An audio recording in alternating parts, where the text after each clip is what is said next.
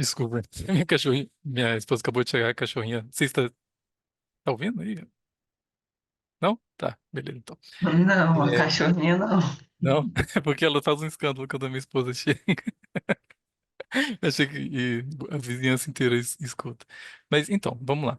Eu fiquei responsável, né, pela leitura de mediar, né, a discussão do livro Tornar-se Negro, né, da Neuza Santos Souza. E só que algumas coisas me fizeram entender que seria interessante passar por alguns pressupostos, talvez básicos, fazer algumas sínteses de algumas coisas que a gente veio trabalhando, né, até aqui. Então, eu vou fazer um caminho onde eu vou chegar no, no livro, mas vai demorar um pouquinho para a gente chegar no livro, mas nós vamos chegar.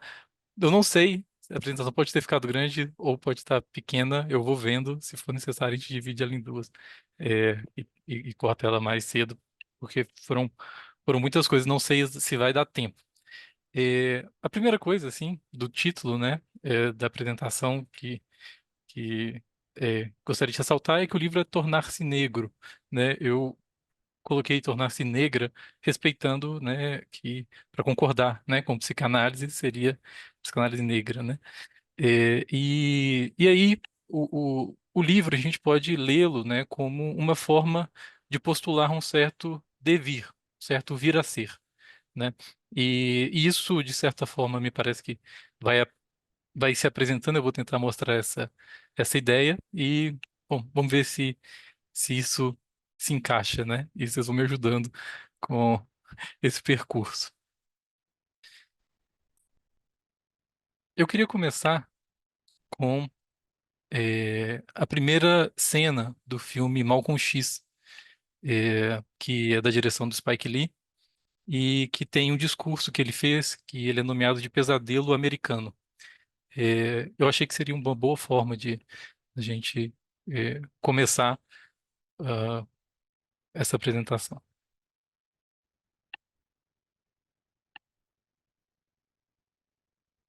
Sabaleico, como se sentem? Quem queremos ouvir? Devemos trazê-lo aqui? Sim, vamos trazê-lo aqui. Então vamos ouvir o nosso ministro Malcolm X. Vamos recebê-lo com uma salva de palmas. Uma distribuição Telemídias. Malcolm X. Irmãos e irmãs, estou aqui para dizer que acuso os brancos de serem os maiores assassinos da Terra. Acuso os brancos de serem os maiores sequestradores da Terra. Não há um lugar nesse mundo onde essa gente vá e possa dizer que gerou paz e harmonia. Gente, aqui no ele tem algumas cenas um pouco de violência, mas eu acho que é só para avisar, né? Mas fica bem embaçado, mas para avisar para quem que tiver alguma sensibilidade, tá? A todos os lugares onde foi, e todos os lugares onde foi, não. Então eu acuso os brancos de serem os maiores sequestradores da Terra. Acuso de serem os maiores assassinos da Terra. Acuso de serem os maiores patrões e escravagistas da Terra. Acuso os brancos de serem os maiores comedores de carne de porco da Terra. Os maiores membros da Terra. Eles não podem negar essa acusações. Vocês não podem negar. Você e eu somos a prova. Vocês não são americanos. Vocês são vítimas da América. Não escolheram se queriam vir para cá.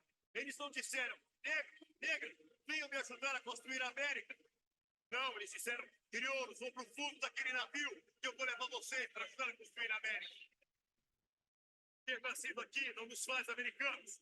Eu não sou americano. Vocês não são americanos.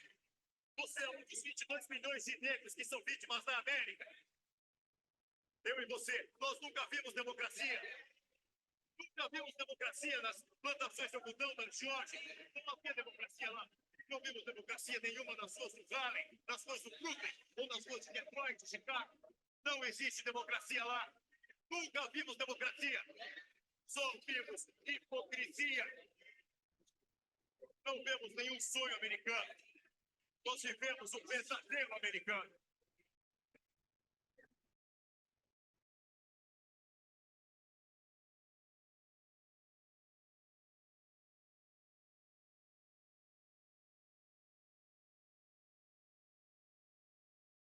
Eu pensei nesse texto para a gente separar alguns termos, algumas palavras, algumas dicotomias que ele traz, né? Então, quando ele fala, né, ele começa, né, em tom acusatório ao homem branco, né, ele afirma, né, que o homem branco não pode negar as acusações, né? Somos dela a prova viva. Vós e eu somos a prova. Não sois americanos. Vós sois vítimas da América. Vocês não escolheram vir, né? É, falando sobre o homem branco, né? Ele disse: Preto, entra no barco. Vou levar-te para lá para me ajudares a construir a América, né? E não um pedido, um convite, né? Então, ele situa, né, ele e os interlocutores não como americanos, mas como vítimas da América. E, então passa a afirmar que não há democracia, né? Para certos segmentos da população, não há democracia. E, e assim ele vai terminando, né? Lá não há democracia. Não, nunca vimos a democracia. Não vimos mais do que hipocrisia. Não vimos qualquer sonho americano, só experimentamos o pesadelo americano. Para que ficar claro, assim, o fato histórico, né? É, quando ele fala, né, 22 milhões, essa é uma soma que ele tem da quantidade de pessoas que foram trazidas contra a sua vontade para a América, né? Aqui na Enciclopédia Britânica, né, ele usa que tráfico transatlântico de escravos, segmento do tráfico global de escravos que transportou entre 10 a 12 milhões de pessoas. Esses números, eles variam bastante, né? Porque você tem pessoas que morreram na travessia, que não terminaram, né? Temos, para além da confiabilidade dos números, né? E aqui, quando eu nomeei, né, e propus essa oposição para vocês de sonho americano e pesadelo americano, e já mudando para a minha africanidade, foi um pouco pensando um pouquinho a partir do que a Silvia nos trouxe, né, com Lélia, a entrevista que ela nos ajudou, ela nos recomendou que víssemos, né? E por isso pensei em colocar para vocês isso e ressaltando, né, que ela diz que a mefricanidade é o resgate de uma experiência histórica comum, é uma tentativa de um resgate, né, de uma experiência histórica comum. A minha apresentação Escuta? Agora sim. baseou-se num conceito que eu Tá estou ótimo. desenvolvendo ainda, que é o conceito de americanidade. E justamente tentando resgatar uma experiência histórica comum, né, vivida, né, pelos negros de todo o continente americano. E que é muito semelhante porque as sociedades são as mesmas em última instância. Quer dizer, você pode ter uma diferença de tempo, né, a nível de consciência, a nível do chamado desenvolvimento socioeconômico, etc. Mas, agora, por que eu parti para esse conceito aí, né, de americano? Que a minha proposta é de que os negros de todo o hemisfério americano, né? América do Sul, Central, Insular, do Norte, passem a se autodenominar americanos. Né? E exatamente porque eu estava refletindo numa reprodução inconsciente por parte dos negros dos Estados Unidos, uma reprodução inconsciente da própria postura imperialista dos Estados Unidos, na medida em que os Estados Unidos se afirmam como sendo a América. E os negros de lá passaram a se chamar Afro-Americans, ou African Americans.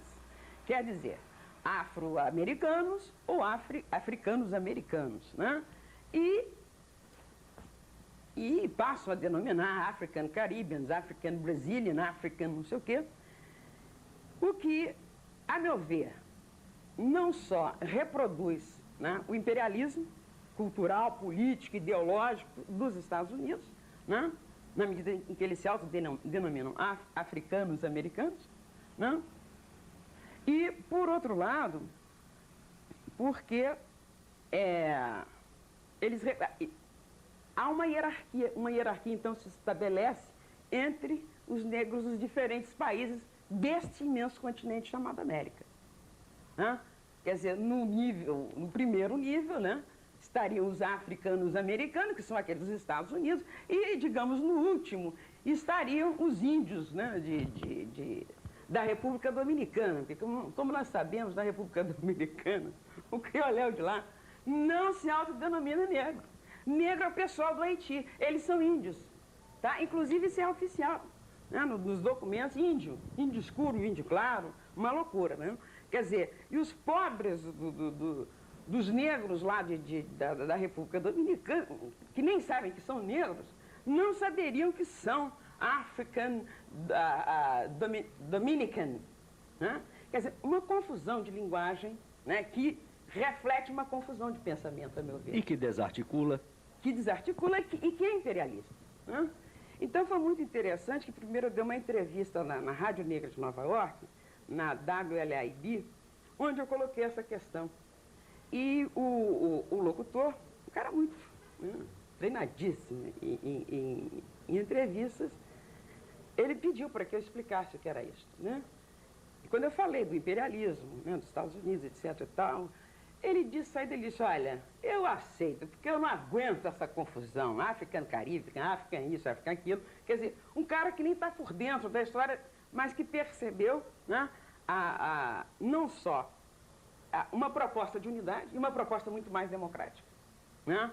Quer dizer, é a proposta de que americanos somos nós, os descendentes dos africanos gentilmente trazidos, né, como disse o presidente Sarney, né? Velejaram. Que Atenção pro verbo que o Sarney usa. velejaram, né? Velejaram da África para o Brasil, né? Financiados pelo tráfico negreiro, é importante que se diga, né, que eu não aguento, porque, enfim. Foram né? todos recebidos no braços histórico abertos, né? Yacht Clube de Salvador. Exatamente, de São Luís do Maranhão, etc. Né? Quer dizer, não só os africanos que foram escravizados, quer dizer, americanos para mim, né? São os descendentes desses africanos escravizados e também os descendentes daqueles africanos que chegaram à América muito antes do seu descobrimento, bem entre aspas, por Cristóvão Colombo. Né? Porque basta nós fazermos uma análise, né, da cultura ou da civilização olmeca, que nós vamos ver que aquilo ali era... Acho que, né, gente, que já é o suficiente, senão é bom para eu gerir um pouquinho o tempo, mas pro ponto que eu quero chegar já é o suficiente. Então, o que eu estou propondo para vocês em termos de estrutura é que a gente oponha. Isso aqui é uma parte mais. É o diagrama de Klein que a gente chega no final da carta roubada, né? Não sei se eu vou ser capaz de explicar rapidamente, mas com o tempo talvez. Não é muito importante, na verdade, isso, né? Mas o que eu propus aqui é que a gente separasse, né, como sonho enquanto oposto a pesadelo e branco como oposto a negro, e que a gente construísse a seguinte ponto, né, que o sonho americano é o reverso do pesadelo americano. Então, nesse sentido, como se a gente pudesse pensar que isso, né, que é o sonho americano, que é para as pessoas, do outro lado pudesse, não sei se dá, pesadelo americano. E, e a gente poderia fazer com isso uma volta para montar uma estrutura de banda de Möbius. Para quê? Para a gente, no sentido de que não há uma separação de um para o outro. O sonho se constrói porque é o pesadelo para alguns, né? Então, é, então essa seria uma primeira banda onde não há uma fronteira, não é uma cinta, né? Mas propor a topologia moebiana é dizer que se eu vou caminhando pelo sonho americano, eu chego no pesadelo, que aqui eu poderia ser americano, eu chamei de americano porque na fala do Malcolm ele situa todos os escravizados, então eu achei que poderia usar e a gente pensa juntos assim, faz algum sentido. É,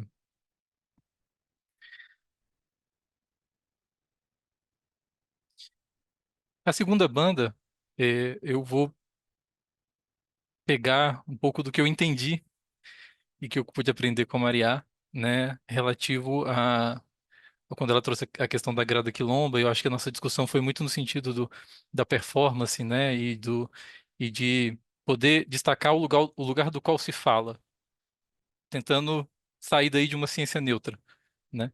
E então quando eu estava lendo o livro, né, Tornar-se Negro, me veio uma lembrança, né, e que eu gostaria de compartilhar com vocês, né, porque eu acho que porque o que eu quero pegar dessa história é um outro lugar moebiano também, um outro lugar onde a gente vai de um e chega no outro. E aí, bom, vamos ver se eu consigo. Bom, eu não sou de Brasília, eu sou de Belo Horizonte, né? E crescendo lá em BH, aconteceu uma coisa. Eu tô olhando para outra tela, não sei se não, parece que eu não tô olhando para vocês, né? Então, É, e, e, bom, lá em BH, mais ou menos quando eu tinha uns 10, 12 anos de idade, eu ganhei um presente de um amigo do meu pai. Era um relógio super legal dos Estados Unidos, que era muito marcado pelo fato de que veio desse lugar, né? E tão logo eu ganhei o relógio, eu já fui advertido, ó, cuidado, não vai andando, não fica andando na rua com esse relógio, que senão você vai ser assaltado, né? E aí, não sei como, mas eu bolei uma ideia, né, para tentar me fugir caso isso um dia acontecesse, né? Então, bom, a profecia se realizou e um dia fui assaltado, né? Então eu vim aqui pela Rua Santa Cruz, cruzando com a Rua Irídio e fui abordado, né, por um rapaz, um jovem negro de 3 anos, talvez acima de mim, então ele devia ter uns 14, 15 anos, e ele falou: "Ei, passa o relógio", né? E nesse momento o que eu fiz foi usar a tática que eu pensei lá atrás. O que que eu falei para ele? Eu contei uma mentira e falei para ele: é, então, esse relógio foi a última coisa que meu pai me deu antes de morrer. E, e aí, para tentar sensibilizá-lo, né? E o que aconteceu, que para mim é o surpreendente da história, né? É que ele virou para mim e falou: meu pai também morreu. E aí ele seguiu me acompanhando aqui na rua Santa Cruz até o ponto de ônibus. E foi me contando a história dele, que eu não lembro. Não lembro o nome dele também. Eu acho que era Diego, não sei. E, e aí ele foi e esperou esperou o ônibus chegar, porque eu estava indo para o reforço escolar, né? Então, depois de chegar para a escola, eu estava indo pegar o ônibus para o reforço escolar. E, e aí ele foi, me acompanhou, fez questão que eu entrasse no, no ônibus e, então, no final, o ponto final dessa história é eu observando ele, né, de dentro do ônibus, que é um pouco essa foto que eu consegui pegar pelo Google, né? E o que eu gostaria de ressaltar dessa história é o estranho, né? O estranho, esse estranho, né, de que esse ódio que tem, não foi para o caminho que normalmente iria, não foi para uma violência ou algo nesse sentido. Foi porque aconteceu uma coisa estranha, né? Ao me fazer de vítima, eu encontrei a vítima, né? Então, é, ele empatizou-se comigo, justamente nesse momento, né? Onde a minha mentira era a verdade dele. Então, aí é o, deixa eu pegar aqui, peraí. Então, dessa história, é, que eu chamei de mentira do branco, poderia ser mentira branca também. A gente poderia ter uma verdade negra ou a verdade do negro, acho que essa não é uma generalização, né? que, que fique claro. Só o fato de que se a gente caminha da verdade do um, ou na mentira de um, a gente chega na verdade do outro, né? Então, nesse sentido também, o que eu pensei foi de a gente enlaçar também essas fitas.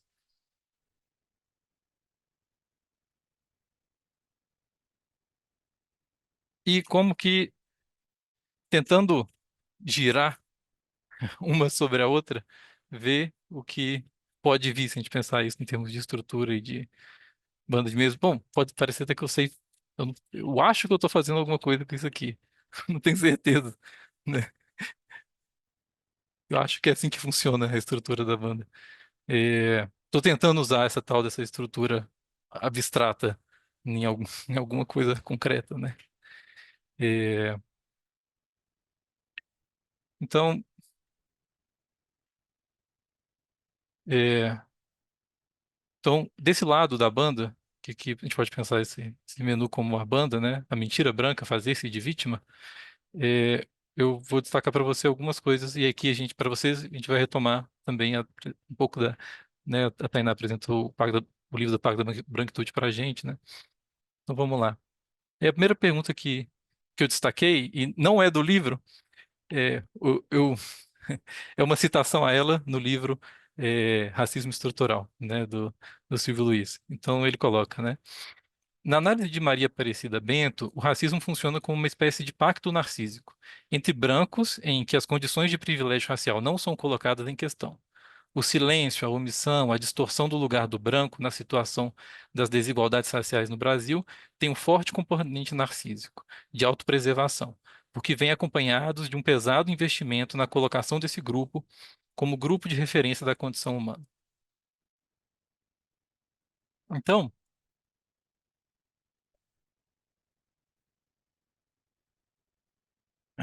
também do livro do Silvio Almeida, separei essa citação, né, da patologia social do branco. Tanto o ser branco quanto o ser negro são construções sociais. O negro é produto do racismo, sobredeterminado pelo exterior, diz Franz Fanon. O negro faz-se humano com a negritude e com a consciência negra, que constituem a reação intelectual e política contra as condições impostas a ele pelo racismo. Aqui a gente já tá situado que ele negro não se é um vir a ser, né? Essa lógica vai aparecer, né, ao longo dessas situações, disso que a gente vai por lendo, né?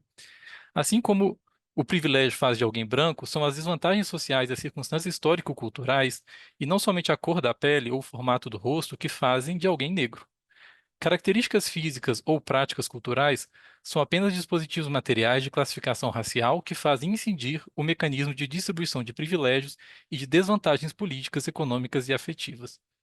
Guerreiro Ramos colocava em questão a forma como parte da intelectualidade brasileira essencializava a questão racial, a que referiam como o problema do negro, ou seja, alienado, né? Não é um problema do branco. O racismo é um problema do negro, né? Para Guerreiro Ramos, o problema racial não era um problema do negro, mas a ideologia da brancura, presente nas massas, mas também na academia. Patologia social do branco. Era como Guerreiro Ramos referia-se à postura de oposição e de rejeição que caracterizava as pessoas brancas brasileiras diante da possibilidade de integração social com negros. De fato, ser branco é uma grande e insuperável contradição. Só se é branco na medida em que se nega a própria identidade enquanto branco, que se nega a ser portador de uma raça. Ser branco é atribuir identidade racial aos outros e não ter uma. É uma raça que não tem raça. Por isso é irônico, mas compreensível que alguns brancos considerem legítimo chamar de identitários outros grupos sociais não brancos, sem se dar conta de que esse modo de lidar com a questão é um traço fundamental da sua própria identidade. Ou seja, a identidade do branco está constituída em se negar enquanto uma raça, né? Então, a gente vai ver o problema que isso gera. Esse monumental delírio promovido pela modernidade, essa loucura codificada, responsável por devastações psíquicas assombrosas e de incalculáveis crimes e massacres, que é a raça, sempre opera no campo da ambiguidade, da obscuridade, do mal-entendido e da contradição.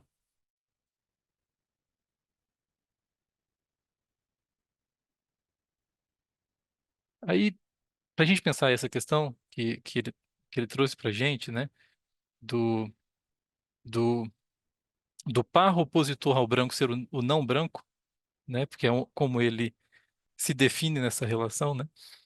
Vamos seguir, né?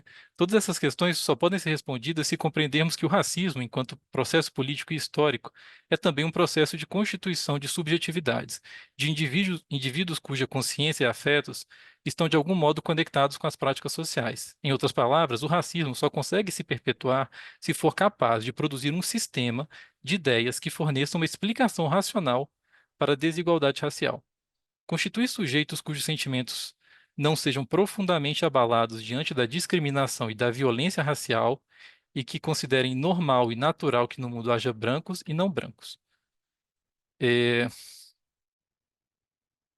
ou seja, precisa uma explicação racional. É isso que faria as pessoas não verem o óbvio, né? Eles estariam dentro de uma espécie de uma explicação racional, né? Que se constrói como uma ideologia, né? Aqui só um pouco das questões, né? Se a gente pode pensar uma divisão branco-preto, baseado muito na questão do biológico, o que vai sendo ressaltado é que quando a gente passa por esse nível estrutural do branco e do não branco, a gente entra no nível da história, né? E aqui eu estou fazendo já uma oposição, enunciando o que eu vou começar, que é entre o racismo reverso e o racismo estrutural. Mas antes disso, falar do branco periférico. Essa patologia, nos dizeres de Guerreiro Ramos, vocês vão ver que Guerreiro Ramos é uma figura interessante, que a gente vai chegar nela. Aqui ela está aparecendo ainda enquanto uma citação do livro do Silvio Luiz. Essa patologia, nos dizeres de Guerreiro Ramos, acentua-se no caso dos brancos que não estão nos países centrais do capitalismo. Nesse caso, a contradição se torna insuplantável, pois além de ter de negar possuir uma identidade para ser branco, o branco periférico precisa a todo instante reafirmar a sua branquitude, pois ela está sempre sendo posta em dúvida.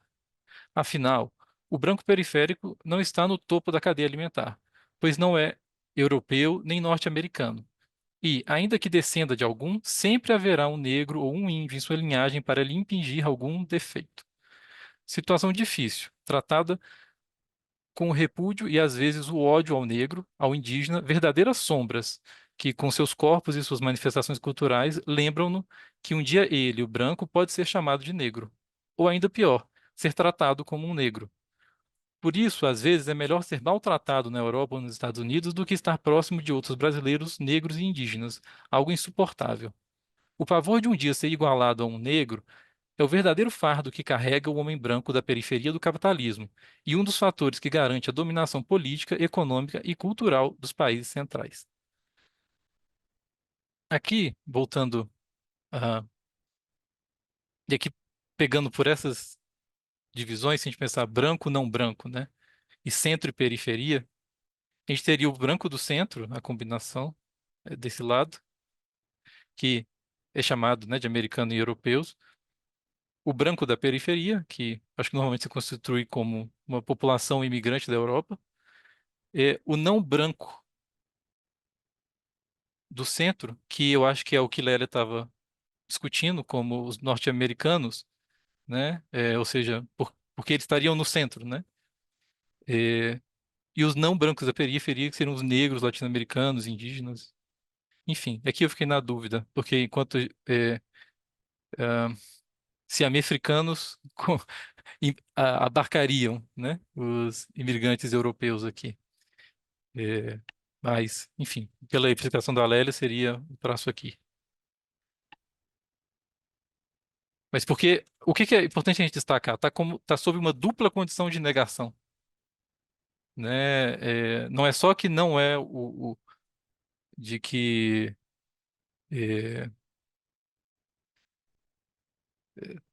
não é só que, né, nesse caso a contradição se torna insuportável, pois além de ter de negar possuir uma identidade para ser branco, o branco periférico precisa a todo instante reafirmar sua branquitude, pois ela está sempre sendo posta em dúvida. Nesse sentido em que o racismo ele não está se pautando pela coloração da pessoa, ele vai se movimentar, ele é estrutural, né?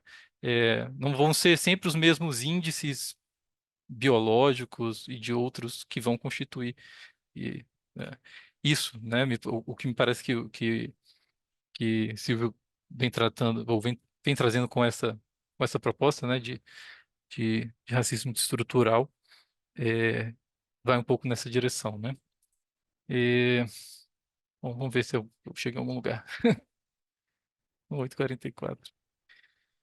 Talvez eu dê pelos dois lados da banda. É, e então a gente chega no racismo reverso. É,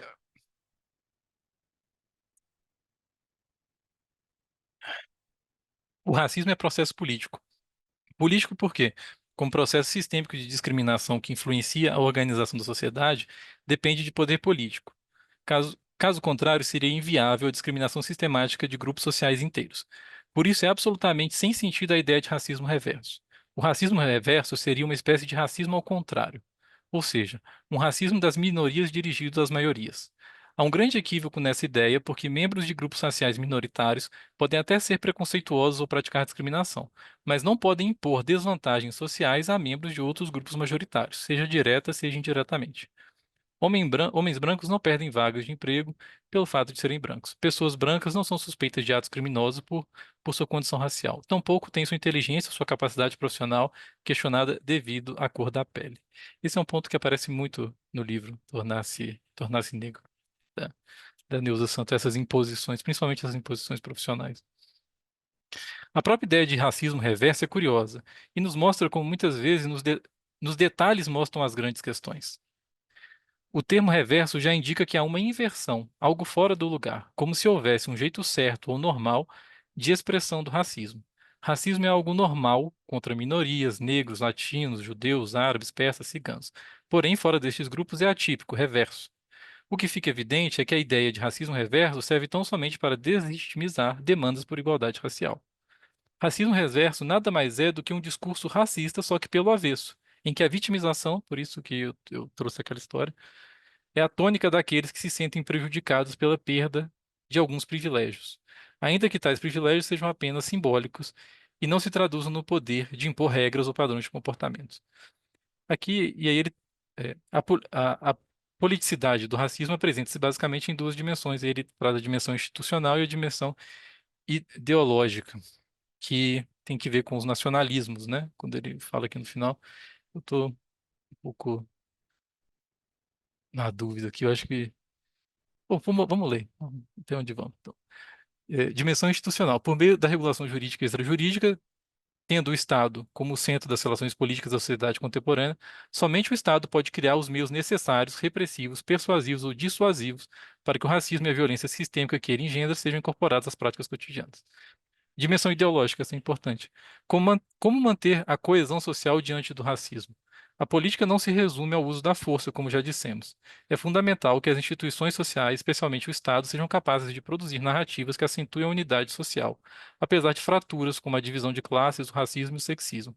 É parte da dimensão política e do exercício do poder a incessante apresentação de um imaginário social de unificação ideológica, cuja criação e recriação será papel do Estado, das escolas e universidades, dos meios de comunicação de massa e agora também das redes sociais e seus algoritmos. Veremos adiante como os chamados nacionalistas sempre tiveram as classificações sociais como vetor importantíssimo do controle social. É, aqui, bom, realmente ficou muito grande, estava viajando na maionese. Mas, é, trazendo um pouco. é, deixa eu voltar de onde eu estava vindo. Tá. É, não sei se agora seria o momento adequado de chegar aqui. Mas é, eu achei. Deixa eu ver. Ah, acho que eu vou para uma outra parte. Deixa eu ver aqui. Uhum. Racismo reverso, já falamos estrutural. Desculpa, gente, eu acho que eu botei para ir pro caminho. Vou para esse slide aqui. Para cá. Então, quando a gente está falando de racismo estrutural versus racismo inverso, porque eu acho que eu vou desconectar uma parte e vou consertar aqui. Aprendi a mexer nessa ferramenta enquanto eu estava fazendo, então pode ser que esses problemas vão acontecer. Mas, de uma forma para ser bem claro e distinto, eu queria desambiguar, né, essa falsa equivalência que se faz entre o racismo estrutural e o racismo reverso. Aqui está inverso, mas é reverso. É, que é e por que que eu estou marcando esse ponto, né? Porque o racismo inverso se constitui como uma mentira. Mas vamos lá, né? É, o racismo estrutural, a definição seria a discriminação e opressão sistemática que são incorporadas nas estruturas sociais, políticas e econômicas. A definição de racismo inverso. Ideia de que membros de grupos historicamente oprimidos podem discriminar membros do grupo dominante. Origem histórica. Enraizado em uma longa história de escravidão, colonização, segregação e marginalização institucionalizada. Racismo inverso. Não possui uma base histórica sistêmica. Geralmente se refere a incidentes isolados de discriminação individual. Em termos de poder e estrutura, né? O racismo estrutural ele é sustentado por estruturas de poder que mantêm a hierarquia racial e a desigualdade ao longo do tempo. O racismo inverso não está sustentado por uma estrutura de poder ou sistemas que oprimem grupos historicamente dominantes. Impactos e consequências, né? O racismo estrutural atinge amplamente as populações inteiras, perpetuando desigualdades e marginalizações em múltiplos níveis sociais, e o racismo inverso geralmente impacta apenas indivíduos ou pequenos grupos, sem consequências duradouras ou generalizadas. É, bom, hum, em termos de contexto e aplicabilidade, né, o racismo estrutural ele é aplicável em contextos onde há uma desigualdade racial historicamente enraizada que continua a afetar a vida das minorias. E o racismo inverso aplica-se em contextos específicos e momentâneos, sem repercussões sistêmicas ou históricas amplas. É, e aqui a questão da falsa equivalência, que é essa, você diz que é a mesma coisa. Vocês parem para pensar, essa é a base do discurso reacionário que tem existido, né? Ou seja, é, as minorias estão me oprimindo. Essa é a base discursiva que elegeu, por exemplo, o Bolsonaro, né? Então, fazer-se de vítima, né, tem algo aí, né? Ahn, e então, deixa eu ver se eu vou ler alguma coisa aqui. Aham. Então, eu- é, então deixa eu tomar uma aguinha aqui.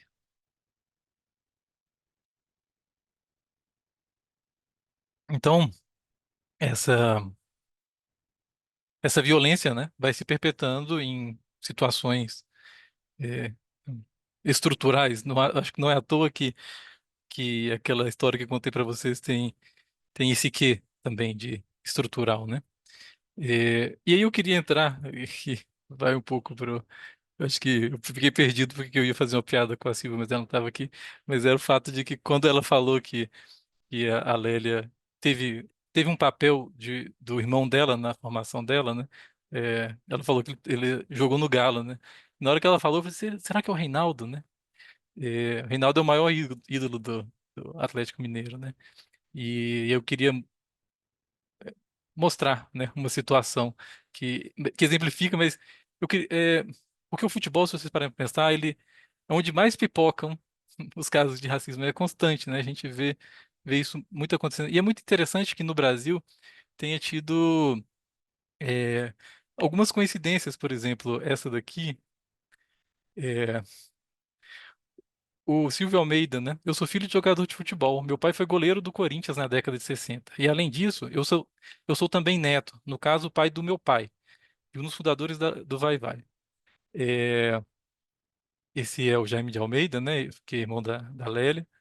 E esse é o Reinaldo, e não sei se vocês conhecem, ele é o jogador brasileiro é, que comemorou durante a ditadura e comemorou no estilo Panteras Negras, né? E aconteceu um tipo de violência com o Reinaldo, né? Que eu queria mostrar para vocês. E eu acho, deixa eu só ver aqui, que aqui eu encerro as duas bandas e aí eu iria para a síntese. Deixa eu ver. Não, tem mais uma. Aí a gente vê, são 8h54, uma hora talvez a gente pare aqui e a gente vê como é que vocês estão ouvindo, se eu tô falando um monte de groselha aqui ou não. É, Tá, vamos lá. Bem-vindo, Corujas, mais uma vez aqui no canal, beleza com vocês? O assunto do vídeo de hoje é futebol com política. Irei contar sobre o Reinaldo, esse grande atacante que é o maior ídolo do Atlético Mineiro. E, além dele bailar e fazer os adversários dançarem, ele ficou marcado pelo posicionamento político contrário à ditadura militar brasileira. Irei contar nesse vídeo sobre a ameaça de morte que ele sofreu da Operação Condor durante a Copa de 78 e o boicote para a convocação dele na Copa de 82, que foi balizada por 3 fake news, que vocês irão conferir logo mais no vídeo. Mas antes, não se esqueçam de se inscrever no canal, deixar o like para o YouTube enviar a notificação para mais pessoas.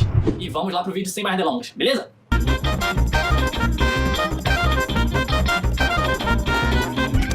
Reinaldo jogou no Atlético Mineiro de 1973 até 1985. Vestiu a camisa do Galo em 475 jogos. Conquistou 7 vezes o Campeonato Mineiro, sendo 6 títulos seguidos. É o maior artilheiro do Atlético com 255 gols. É o maior artilheiro do estádio do Mineirão com 157 gols e o maior artilheiro no clássico entre o Atlético e o Cruzeiro, com 15 gols.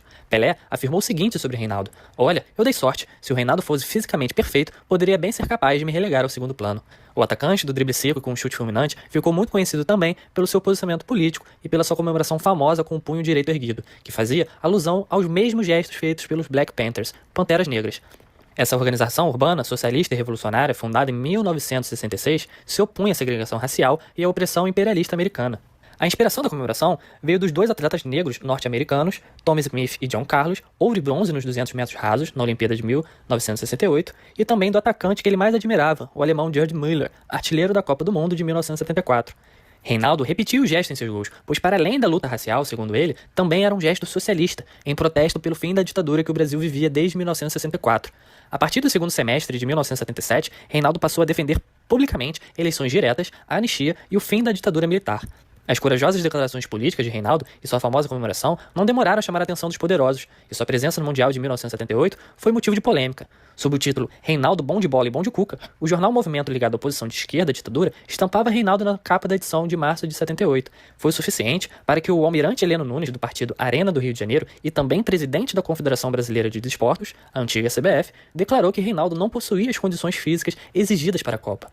Quando ficou claro que não seria possível excluir da seleção brasileira o jogador que havia chegado à incrível marca de 1,5 gols por jogo no Campeonato Brasileiro, acabou sendo convocado pelo treinador Cláudio Coutinho, que era um capitão do Exército.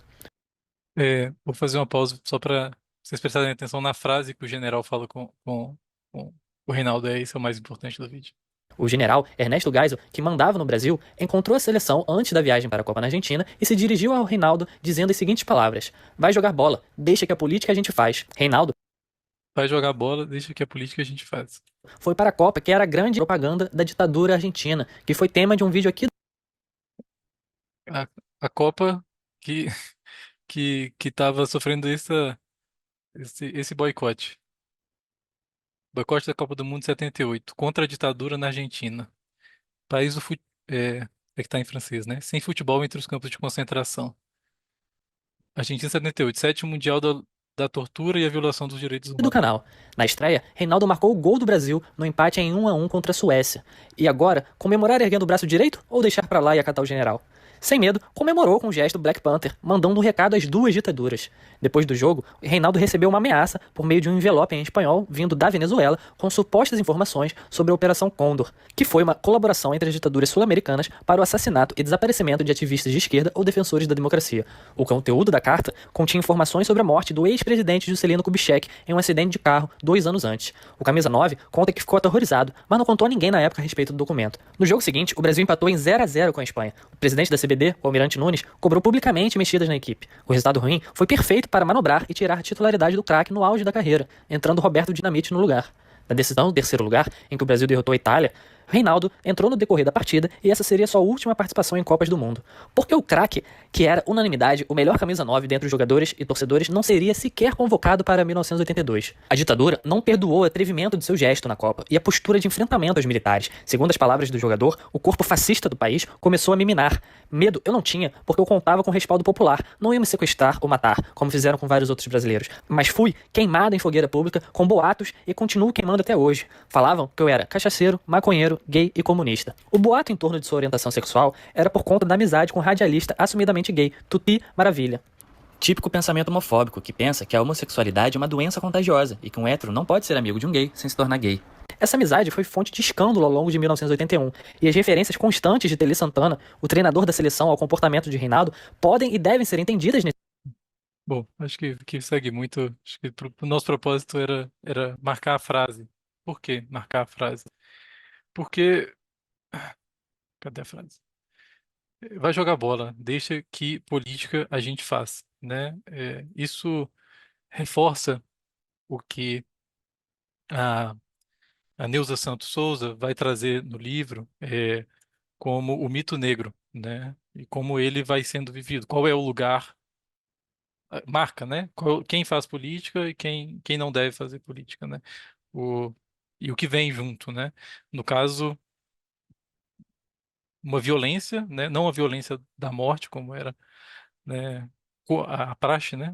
Durante a ditadura, mas, enfim, deixa eu ver se. ahn, Aqui já fomos. Hum, tô mexendo meio esquizofrenia. Gente, vocês estão. Tá dando pra entender? Eu tô falando sozinho aqui já tem um tempo. Tá parecendo maluquice. Me ajudem aí.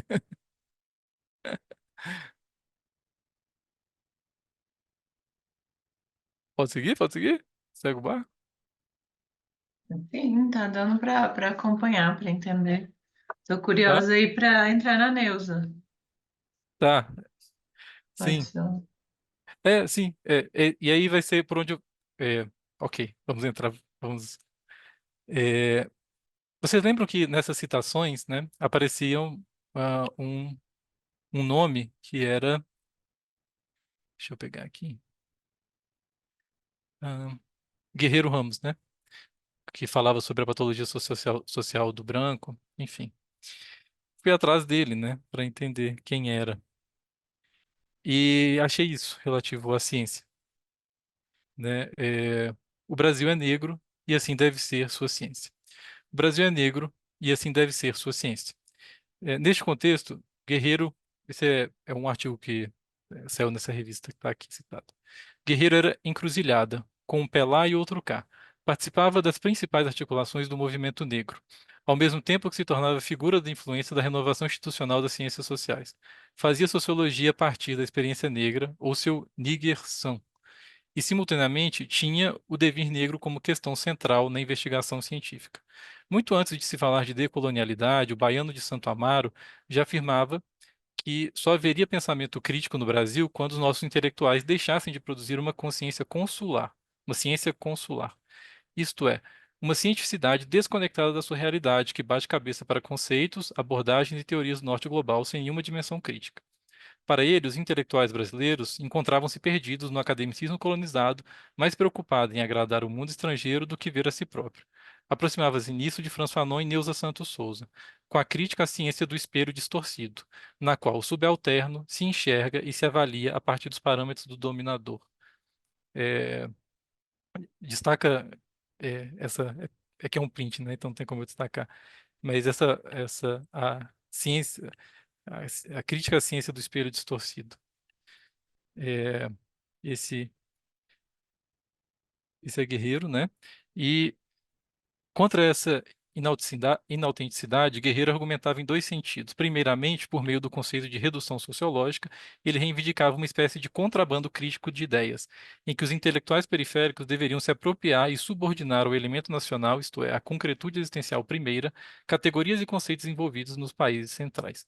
Por outro lado, Guerreiro propunha uma sociologia em mangas de camisa, que não tivesse medo de se afirmar militante e que fosse radicalmente comprometida com a superação da condição de dependência material e intelectual. Uma sociologia, portanto, capaz de entender e transformar o Brasil a partir de seus próprios termos. Então, é, nessa proposta, né, de ciência que é, a gente tem Guerreiro Ramos, né, a gente já tem bom, ele no, no, nos situa, né? Que é, é, é, opa, nos situa uma necessidade de um ativismo político, né? Foi por isso também que eu fui pegando os.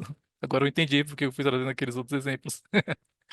Mas quando eu trouxe o Reinaldo, quando eu trouxe. É, quem mais? Quando eu trouxe Malcolm X, né? É, me parece que era já fazendo referência a isso, né? A questão da, da política, né? E. Deixa eu ver aqui. Bom,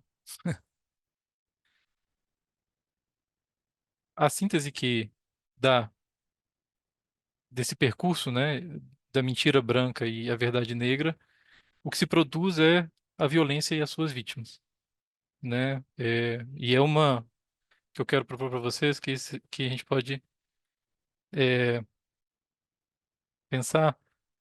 Esse foi o mapa que eu tentei fazer para a gente percorrer, né?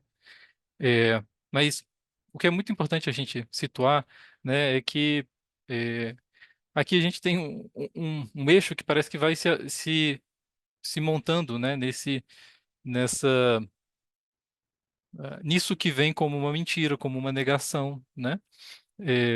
Que tem que ver com justamente a negação da branquitude, essa raça sem raça, né?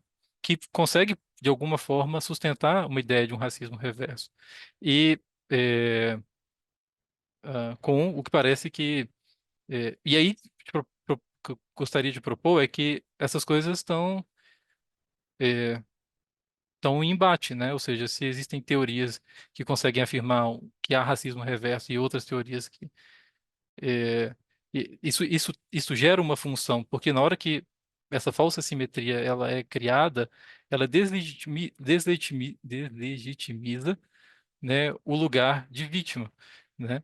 E como é que se faz isso? A partir de uma manobra que é do significante, que é a mentira, né? Então, quando a gente fala lá na carta roubada, que como é que o ministro escondeu a carta, enfim, né? O que a gente tem, né, é que nesse pacto esse pacto que vai perpetuando esse ciclo de opressão, né, a gente tem uma reprodução do sonho branco, né? Aqui eu quis fazer voltar à questão do sonho, pensando justamente essa brincadeira, né, com a psicanálise e o sonho. E se a gente toma assim, a gente não, nessa via, a gente não está falando de uma interpretação desse pesadelo, né? Isso que vai se construindo na medida em que o sonho vai se construindo para uns e, e vai construindo enquanto um pesadelo, né, para outros, né? É, E aqui a gente tem essa, essa, é, essa produção de violência, né? Onde, na medida em que isso vai se perpetuando, você não consegue chegar a essa via, né, das vítimas, porque você fica, ou você pode se perder na ideia de quem é a vítima, se um se faz de vítima, qual é a vítima verdadeira, qual é a vítima falsa, né? Se o outro lado, se coloca assim. E aí afirma-se que não, que o racismo, que o racismo por propor, que uma tese de um racismo estrutural poderia ser universal e que poderia gerar o perigo de desconsiderar essas violências que, por certo, podem acontecer, né? Mas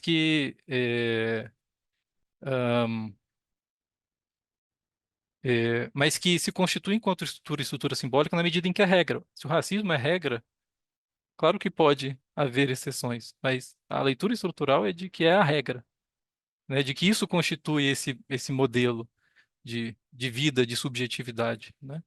Então, e aqui, né, nós temos a acusação justamente, né, de um identitarismo, e isso vai, é, bom, tapando isso, né? É, e, e com a, deixa eu passar para cá, por isso que eu achei que poderia ser muito grande, né? Mas essa dominação que vai se fazendo por meios ideológicos, né, ela é, vem, né, a se apresentar no livro, né, da Neuza, quando ela vem trabalhar com a gente a ideia de complexo de Édipo, né? E que é muito interessante porque o complexo de Édipo ele nos leva à estrutura. Eu não sei se eu vou conseguir ler todo, mas eu quero ver se eu consigo passar a ideia em geral, né? Ele leva à situação da produção do mito, que é a produção de uma história, mas que é ao mesmo tempo uma história é, ahn, fantasiosa, né? Pelo menos entendi, entendi dessa forma, né? Uma história, vou ler para vocês. Quando a natureza toma o lugar da história, quando a contingência se transforma em eternidade e por um milagre econômico, a simplicidade das essências suprime a incômoda e necessária compreensão das relações pessoais, o mito se instaura. Inaugurando um tempo e um espaço feitos de tanta clareza quanto ilusão, clareza, ilusão e verossimilhança, que são frutos de um poder constitutivo do próprio mito, o de dissolver simbolicamente as contradições que existem ao seu redor. Então a gente poderia pensar o racismo inverso como um mito, pelo menos como eu estou entendendo aqui, né? E qual que é o efeito disso, né? É que ele é, é, a clareza, ilusão e verossimilhança, deixa eu ver. O de dissolver simbolicamente as contradições que existem ao seu redor. É assim que se naturaliza essa violência, né? O mito é uma fala, um discurso, verbal ou visual, uma forma de comunicação sobre qualquer objeto, coisa, comunicação ou pessoa. Mas o mito não é uma fala qualquer. É uma fala que objetiva escamotear o real, produzir o ilusório, negar a história, transformá-la em natureza. Instrumento formal da ideologia, o mito é um efeito social que pode entender-se como resultante das convergências de determinações econômicas, políticas, ideológicas e psíquicas. A gente está muito seco aqui, então vou ter que parar um pouquinho, senão eu fico sem a voz. O que é muito interessante também, vai seguindo, na hora que ela vai trazendo que o mito negro configura-se numa das variáveis que produz a singularidade do problema negro. Essa singularidade é tridimensionalizada, organizada, pelos elementos que entram em jogo na composição desse mito, pelo poder que tem esse mito de estruturar um espaço feito de expectativas e exigências ocupado e vivido pelo negro enquanto objeto da história. É, quando quando é, é, é, é, quando nós temos essa manifestação sobre o mito, e aqui o que eu gostaria era justamente de poder colocar isso desse lado, né, que a gente estava colocando da banda, é, é justamente aqui, é nesse sentido que racismo reverso nada mais é do que um discurso racista, só que pelo avesso, em que a vitimização é a tônica daqueles que se sentem prejudicados pela perda de alguns privilégios, né? Então, é uma modalidade discursiva, né? E esse mito é, é o que vai se fazendo pela produção, e é isso que eu estou preocupado com a extensão, mas por favor, me corta, Tainá, em algum momento se você acha que está passando muito, tá? Mas é isso que a Tá gente bom, vai pode ter deixar. no livro, né, do Tornar-se Negro, né? A Neuza, ela faz um estudo com 10 participantes, onde a história desse livro é isso, ela faz um estudo com 10 participantes, onde ela vai escutando, né, essas pessoas em ascensão social no Brasil. Então, quando, é, quando ela faz esse estudo, ela vai centrando a análise dela, né, na análise do complexo de Édipo e do mito, na e em vários trechos, em vários relatos, né, dessas pessoas.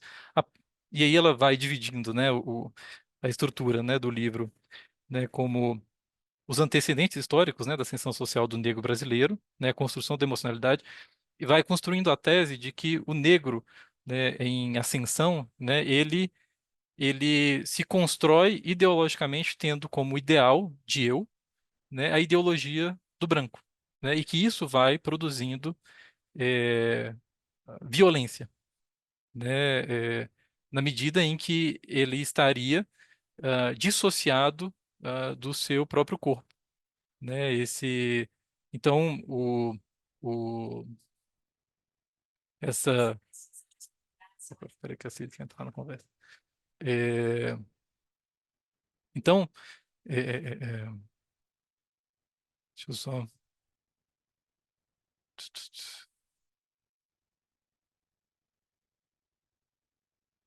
Uhum.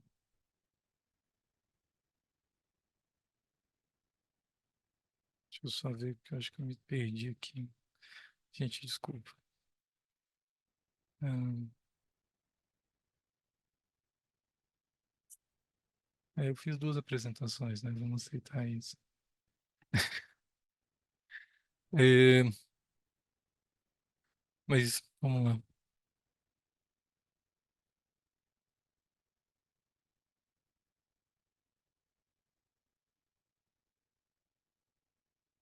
Hum,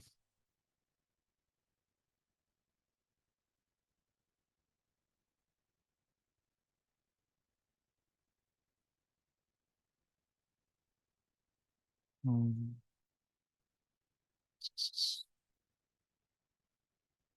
Só ver.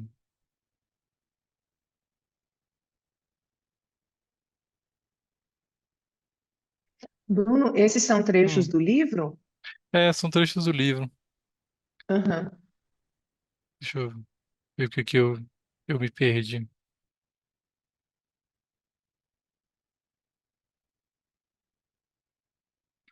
Hum,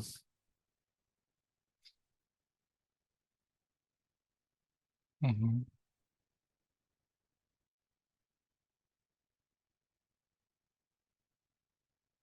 Ah, na produção dessa. Vocês me desculpem, porque eu tive que retomar aqui as ideias. Mas na produção dessas entrevistas, né, que a Neuza fez, ela propôs uma análise, né, do discurso que ela foi encontrando. E nisso ela foi justamente destacando, né, o papel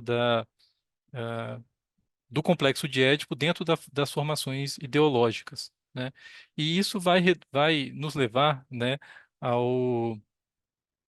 às questões narcísicas do ideal de eu, né? Então ela vai situar nesse lugar grande parte do sofrimento negro na medida em que ele passa a introjetar, é, ele introjeta ah, ah, os valores, né? Os valores.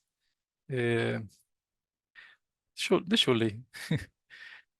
Vamos lá. O complexo de Édipo não é redutível a uma situação real, à influência efetiva exercida sobre a criança pelo casal parental.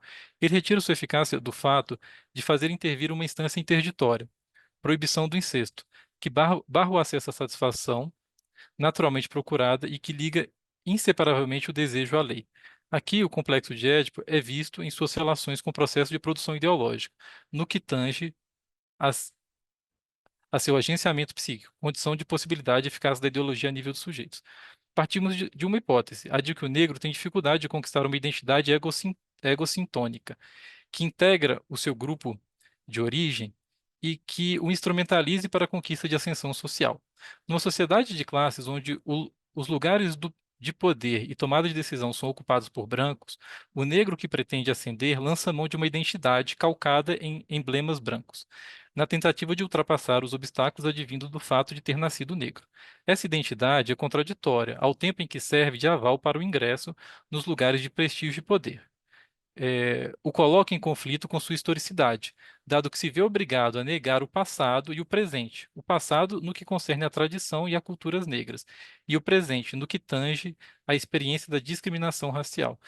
É, é interessante porque a situação ela vai se colocando justamente em termos identitários, e essa produção da raça branca enquanto sendo ausente, né, de raça, né, ela cria uma noção de identidade também que é, ah, gera, nas palavras da Neuza, uma fenda narcísica, né? É, ela continua, né? É, com essa hipótese, e aqui o que eu estava querendo marcar também é essa dicotomia entre o biológico e o histórico, né? Que vai sendo escolhido um em relação ao outro, né? Com essa que um tem que ver com o caminho do discurso do racismo reverso, e o outro tem que ver com o discurso que me parece que a gente pode pensar pelo racismo estrutural. Com essa hipótese, encaminhamos-nos para a elaboração de um aparato teórico conceitual específico, viabilizado pela articulação da teoria das ideologias com a psicanálise.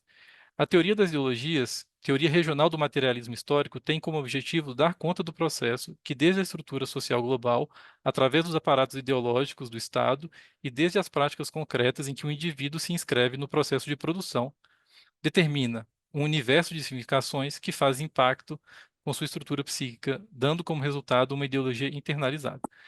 Enfim, é, eu acho que está ficando muito prolixo. Desculpa, gente. É, mas vamos seguir aqui.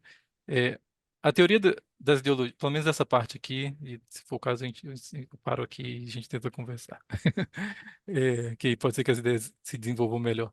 A teoria das ideologias, não. A teoria das ideologias, teoria regional do materialismo histórico, tem como objeto dar conta do processo. Não, isso eu já li, né? A ideologia aqui é entendida como um sistema de representações fortemente carregadas de afeto, que se manifestam na subjetividade conscientes como vivências, ideias ou imagens, e no comportamento objetivo como atitudes, condutas e discursos. A ideologia é um dispositivo social que serve aos fins de organizar um saber acerca dos mais diversos aspectos da vida humana, caracterizando-a por ser compartilhada pela comunidade como um todo, ou por um setor significativo da mesma. Enfim, é,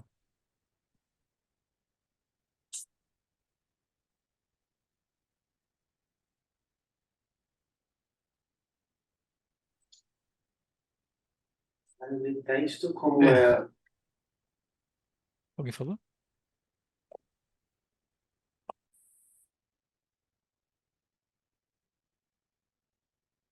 Bom, é,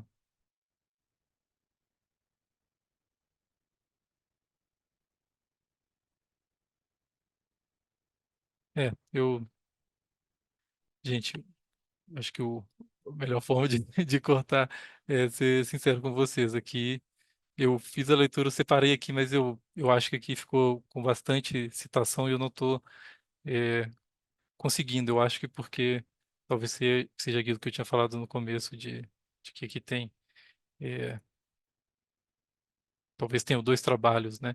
Mas o que a tese geral, né, do livro da Neuza, né, é de que a gente na medida em que há essa introjeção desse ideal que é branco, que vai sendo perpetuado e que vai sendo legado, isso vai transmitindo-se de forma intergeracional, numa postura que tende a fazer com que o negro ele absorva, né, o negro ou os não brancos, se a gente for utilizar a terminologia pra- do, do Silvio Almeida, né, é, eles vão o que acontece não é muito diferente do deixa eu, é, e aquilo que Guerreiro Ramos, né, nomeou para gente de é, a crítica a crítica à ciência do espelho distorcido, né? É, me parece que vai aparecendo aqui, né, com essas instâncias, né, onde a gente vai estar falando do lado do branco, né, como alguém como uma estrutura fundada num pacto narcísico, né, e nesse sentido de um mesmo fenômeno, me parece que é, aparecendo de forma distinta para os dois lados, né? É, hum, deixa eu ver aqui.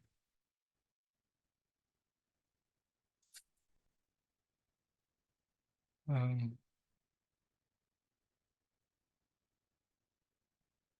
sim, aqui.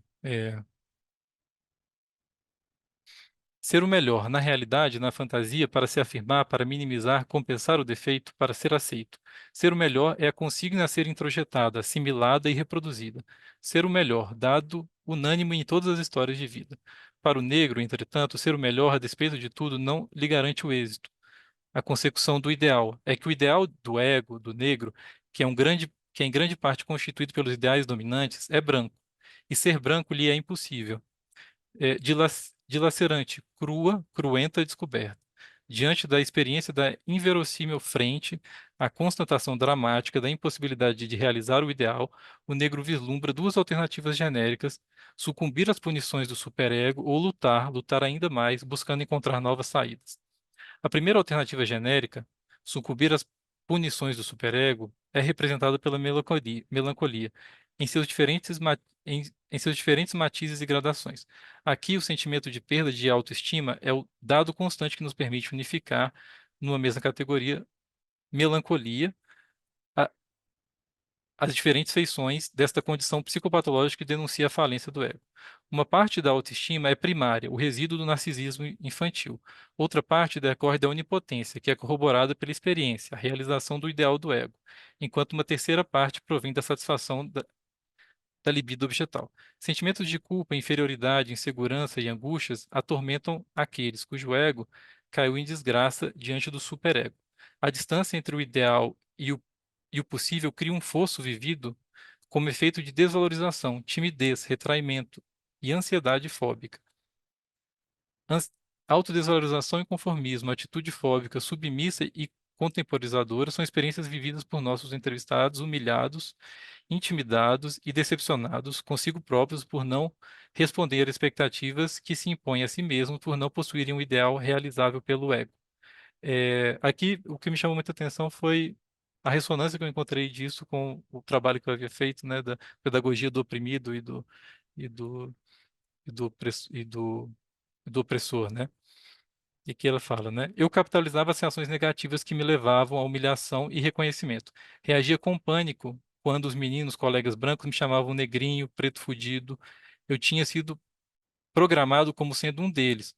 O fato de eu ser discriminado assim só me surpreendia, me humilhava. Se eu tivesse sido um menino da comunidade negra, eu teria reagido. Teria alguma coisa para afirmar, mas eu tinha sido programado para ser como um deles.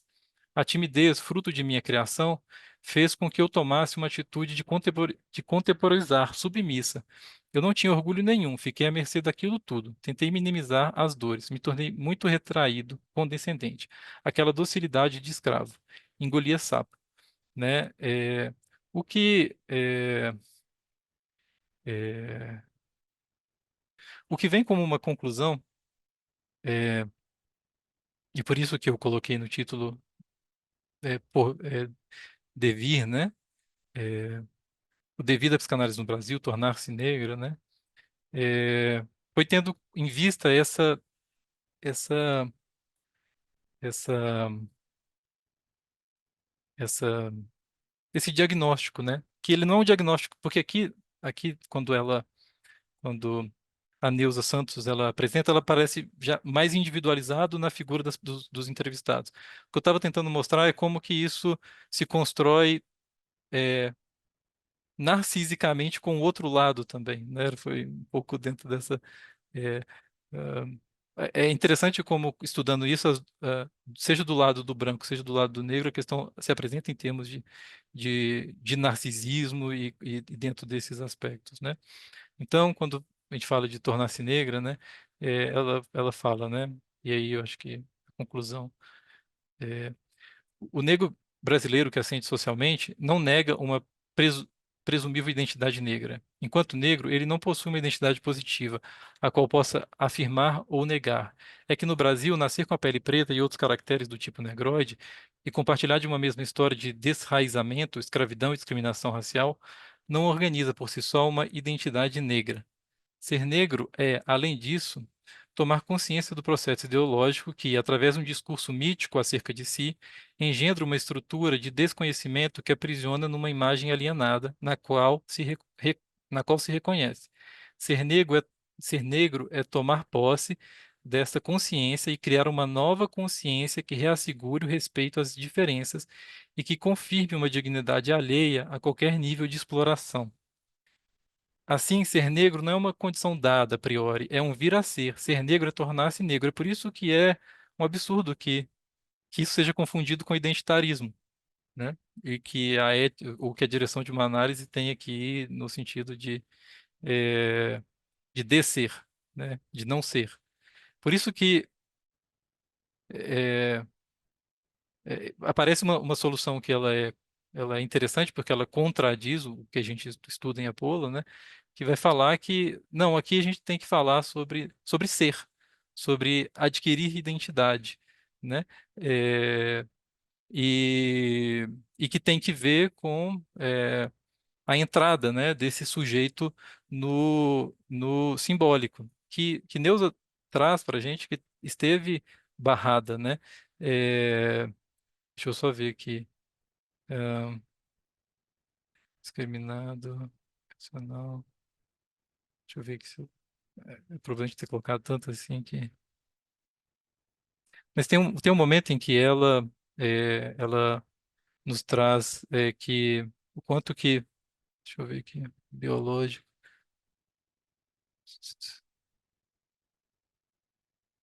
Tá, vamos seguir aqui na conclusão, porque é melhor, porque a gente já termina. É, tornar-se negro, portanto, ou consumir-se em esforços por cumprir um veredito impossível, o desejo do outro, de vir a ser branco, são as alternativas genéricas que se colocam ao negro brasileiro e que responde positivamente ao apelo da ascensão social.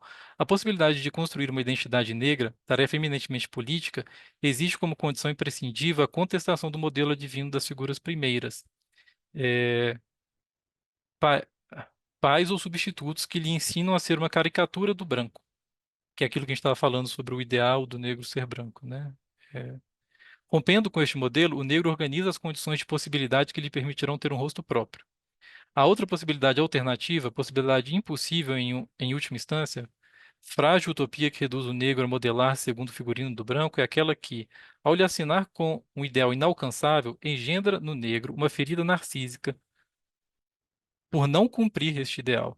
Essa ferida narcísica e os modos de lidar com ela constituem a psicopatologia do negro brasileiro em ascensão social e tem como dado nuclear uma relação de tensão contínua entre superego, ego e ideal do eu. A nível clínico, essa relação de tensão toma o feitio de sentimentos de culpa, inferioridade, defesa fóbica e depressão. Afetos e atitudes que definem a identidade do negro brasileiro em ascensão social como uma estrutura de desconhecimento e reconhecimento.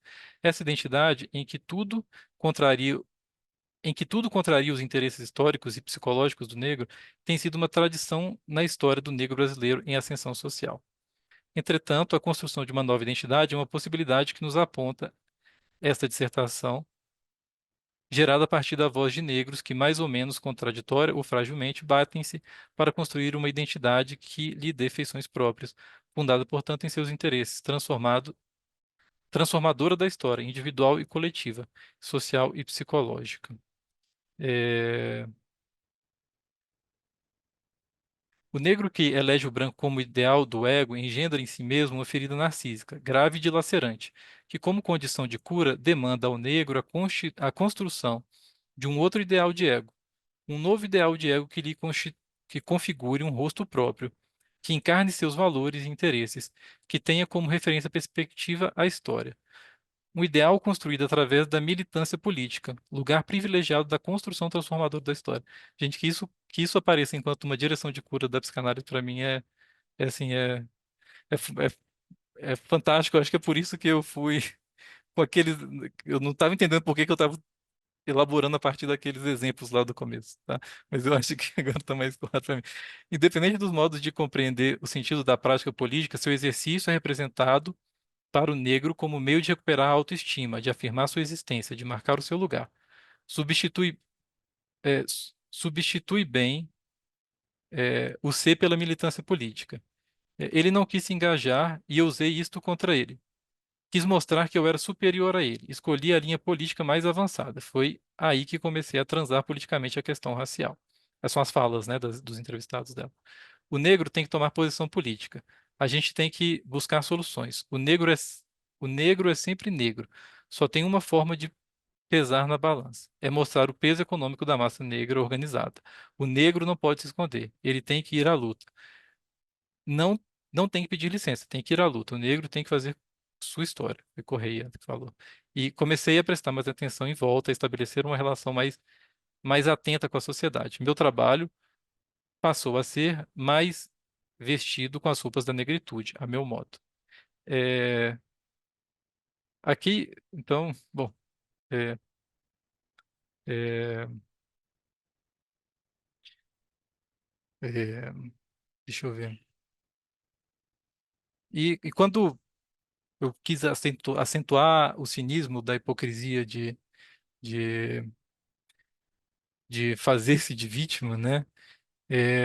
Era justamente tentando destacar a questão da violência, e aí eu vou assumir assim que foi um choque para mim lendo o livro, né, da Neuza, quando chegou nessa parte do livro, é, que é essa aqui. O último texto de Neuza.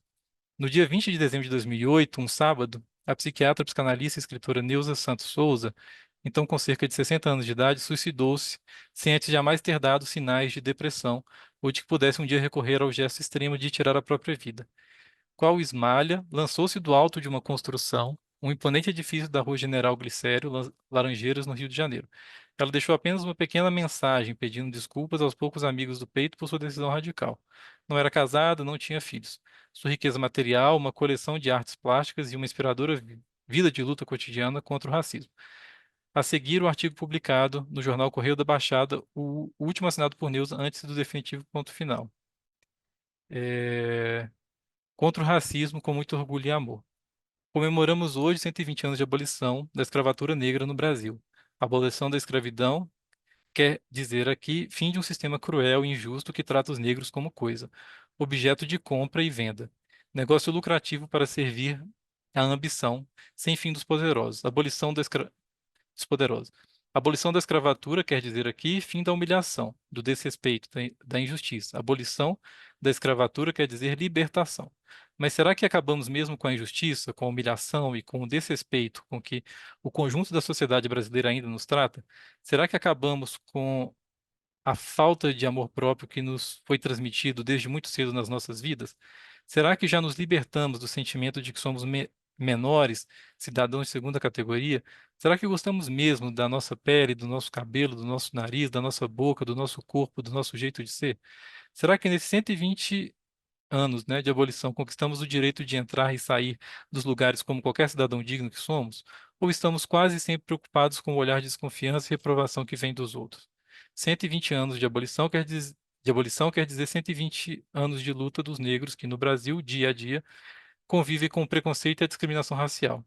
120 de abolição quer dizer 120 de luta contra o racismo, desse país que é nosso e que ajudamos a construir, não só com o trabalho, mas sobretudo com a cultura transmitida por nossos ancestrais e transformada e enriquecida por cada um de nós. 120 de abolição quer dizer 120 anos de luta contra todos os setores da sociedade e na vida cotidiana, nos espaços públicos e nos setores privados, na Câmara, no Senado, nos sindicatos, no local de trabalho, nas escolas, nas universidades, no campo, na praça e em nossas casas. 120 de abolição quer dizer 120 de luta contra qualquer lugar em que houver um negro que ainda sofra preconceitos e discriminações sociais. Nesses 120 anos tivemos muitas vitórias, conquistamos muitas coisas, especialmente um amor por nós mesmos, uma alegria, um orgulho de sermos o que somos, brasileiros negros, negros de muitos tons de cor de pele. Efeitos da mistura, que é uma bela marca da sociedade brasileira. Nesses 120 anos tivemos muitas conquistas e temos muito mais a conquistar. Nesses 120 anos vencemos muitas batalhas e temos muito mais a batalhar. Nesses 120 anos comemoramos muitas vitórias e teremos muito mais a comemorar. Então, foi isso, gente. A, a ideia foi. é, Desculpa a extensão e os momentos em que eu me perdi durante a apresentação, mas o que eu, em síntese, o que eu quis mostrar é, é que a, a negação do racismo, né, é, e por essas vias, né, por exemplo, essa do racismo reverso é uma violência, né, e que a gente seja exposto a um discurso que nos faz naturalizar uma violência e ver como é, e ver como algo natural, né? É um e propor que as vítimas são as mesmas me parece um absurdo, né? Não é não levar de fato o que significa ó, estrutural, ser estrutural, né? Por isso que eu fui tentando é, ir trabalhando aqui para mostrar como que uma mentira se torna violência e vai se construindo né, dessa forma e gerando essas violências, e que é um absurdo, né? Que, que se propõe a esse tipo de discurso, né?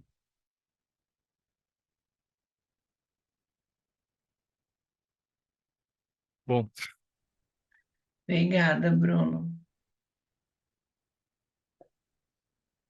Eu vou começar então manda a ver. falar. Conversa comigo, pelo amor de Deus.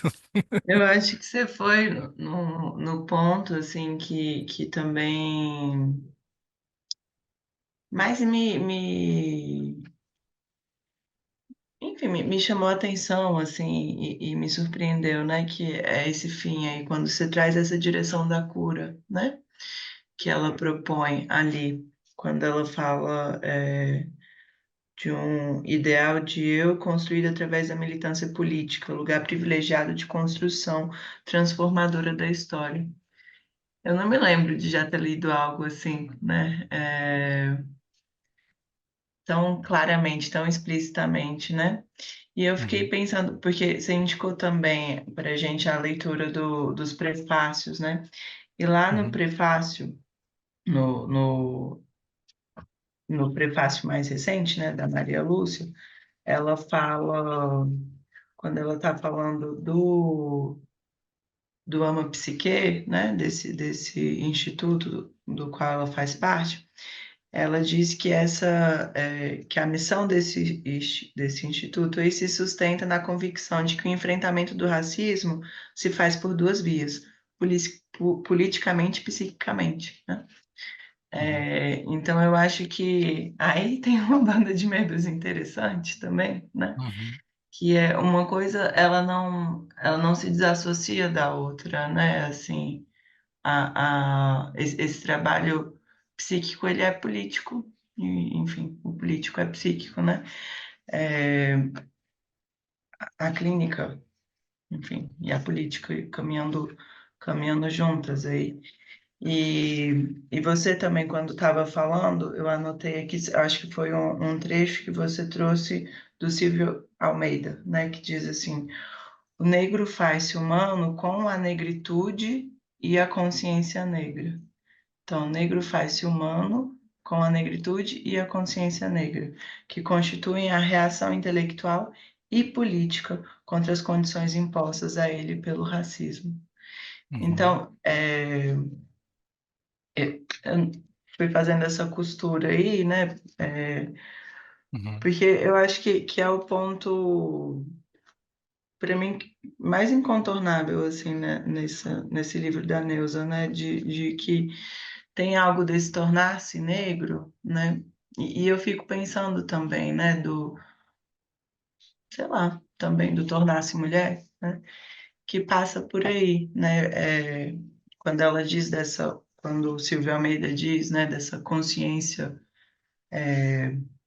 tomar essa consciência, né? Eu acho que é algo ali quando você trouxe uhum, o Malcolm X também, tinha algo por essa via, né? É de que, bem, tem um posicionamento subjetivo aí que precisa ser tomado e que ele é uma posição contra, né, o discurso vigente. É uma posição contra o que está imperando e violentando, né? uhum, Não enfim, eu acho que esse é o ponto para mim, o que eu destacaria, né, nessa uhum. obra mesmo. A questão dos ideais, né, e que eu até, naquela apresentação, quando eu trouxe Paulo Freire nas jornadas, foi por um caminho de quais são os ideais que estão movimentando as formações, por exemplo, naquele contexto, né? É, aqui, me parece que tem uma questão, é que o ideal, ele não funciona somente no nível é, Ele também funciona, por exemplo, para psicanálise, por exemplo. Então, você pode ter uma ciência que está vinculada a um ideal e que nesse vínculo vai produzindo violências, foi um dos motivos que eu pedi para vocês lerem o preâmbulo, era, por exemplo, quando uma das pessoas fala da experiência que ela teve de analista, que falava que o racismo não existia, né? E qual é a violência que vem com isso, né? Ou seja, os efeitos iatrogênicos que acompanham esse tipo de clínica, né? Onde parece que não, onde a questão é meio, e aí esse é um ponto assim, né? Porque a gente vai para um lugar, né? Que foi um ponto que eu também cheguei naquela apresentação, que é assim, oprimido ou opressor, quem somos, né? E me parece que é, talvez é uma outra história também de uma banda, né? Assim, são é um contínuo, né? Entre opressor e oprimido e de certa forma é, isso nesse sentido isso pode é, se apagar, né? E por isso que é, hum, quando me parece que justamente assim para que isso também possa, para essa tarefa que você colocou, que é uma tarefa política, é, que envolve, de certa forma, a psicanálise, porque ela chama, né, a psicanálise para um ativismo, né? É interessante porque chama para um lugar de não neutralidade, assim, né? De nomear o que está acontecendo, de efetivamente desfazer essa ocultação e trabalhar com as vítimas, podendo dizer às vítimas que elas são vítimas, de que elas possam tomar consciência de que estão sendo vítimas, por exemplo, de um certo ideal. Isso poderia vir enquanto um percurso de uma análise, que na medida em que nega que o ideal é branco, pode agir com aquela pessoa, infligindo mais violência e incitando ela a ficar percorrendo aquele percurso de ferida narcísica que ela falou. Então, e aí, nesse sentido, infinitamente vivendo uma violência, né? Porque não não percebe essa.